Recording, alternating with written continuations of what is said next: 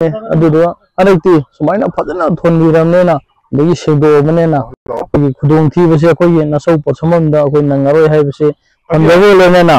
सिगिदमक्ता अखोगी हाइबा अखोगी तोरेरसे फजना सेंदोकपि बगिदमक्ता honourable अखोई मिंगोना पंजाब श्री गोविंदास कोंथोजम बोय तमो गोविंदास को अंफलेदना लपि ओमोइना अहाना थगचबो फोंदोकचबो लेनेना मतम सांगना अखोई मणिपुर इमालयबा किदमक्ता सेवा तौबो ngамबो ओइबियो हाइना मकुदा थौनिजरी